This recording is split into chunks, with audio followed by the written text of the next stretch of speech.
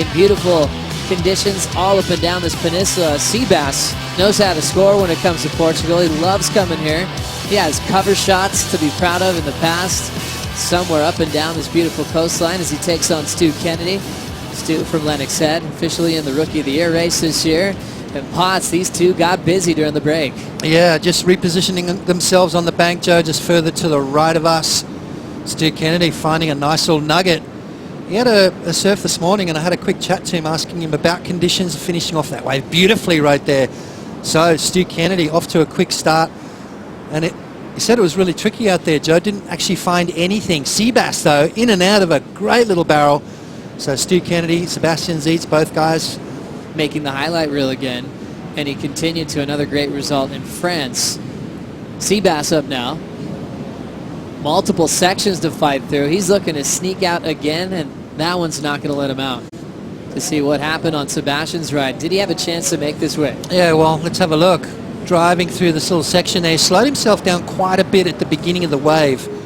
And the reason why I did that was just to try and maximize the time in the barrel, and that's where all the points are going to come from today. Unfortunately, that wave's shutting down, not giving him the exit. Seabass still on the move. He's hunting down this one. He gets caught on the takeoff and goes down. He saw that wedge kind of bowling up. And that goes a long way, you know, to have that, just that extra little thing that, you know, here we go, let's have a look as he drives in. You look at that nose, just gets buried. And Seabass goes over the handlebars. So unfortunate there, because that wave did offer maybe a little bit of a tube ride. So there's a little opportunity gone begging for Sebastian Zietz. But, you know, Geordie's got a lot of work to do. Saw G-Forces down here as well. Obviously making the trip down, realizing that Geordie's got an opportunity to maybe push the world title to Hawaii. Seabass getting evaporated. Now a little opportunity for Kennedy.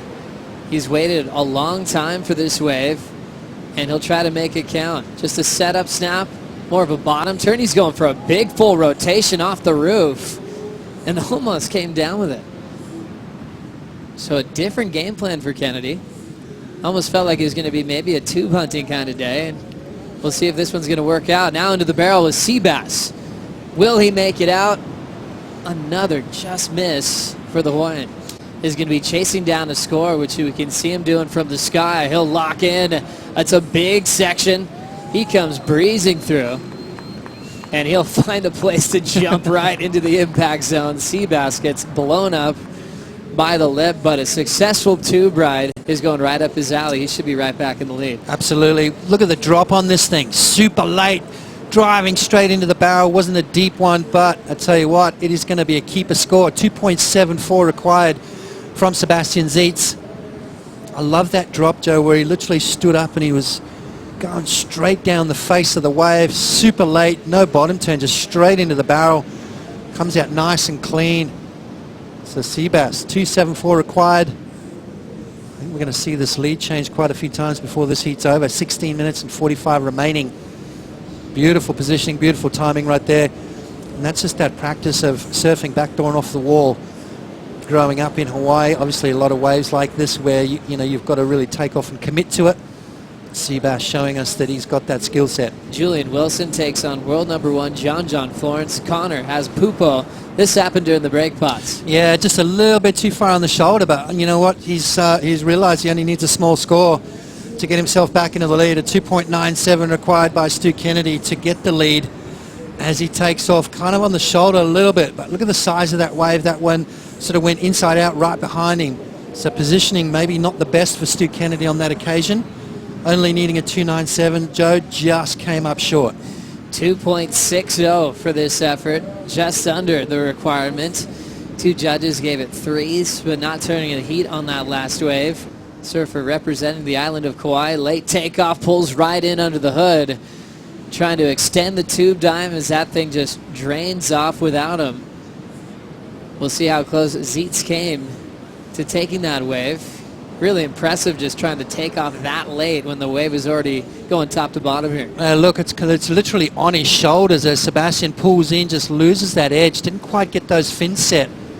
Sometimes when you're kind of leaning forward like that, some good and bad results, and it's been that way with everyone though. You look at the top guys in the world, guys that are leading the rankings, they've all had early exits as well. So it's been a crazy up and down year for everyone. Stu Kennedy taking a wave, going for an air, but it was just an impossible, messy section. Great performance at the beginning of the heat, and left just chasing the smallest score. Yeah, it looks like Stu Kennedy's going to run out of time. And he's up and riding, Joe. Looking for a final wave. Snaps it off the lip. Controls the carve, and one more blast on a small inside wave. Kennedy showing a little frustration. He went for an air the wave before. As Stu Kennedy takes one last look at the ocean, just up in time. As he comes around the section, nice quick little snap. Another snap right there, and finishes with a little foam climb. So, is it going to be enough, Joe? Scores coming in for Kennedy, needing a 2.97. It's a 2.23. Not enough. Kennedy trying to force it on the final wave and just quite can't get enough to make a quarterfinal, as he'll leave here with an equal 9th. And Connor Coffin will be the last rookie standing into the final series. Seabass survives a very challenging heat with a 4.5 and a 4.3. And Zietz could play spoiler as he'll take on Jordy Smith in the quarterfinals. That's going to be a great heat.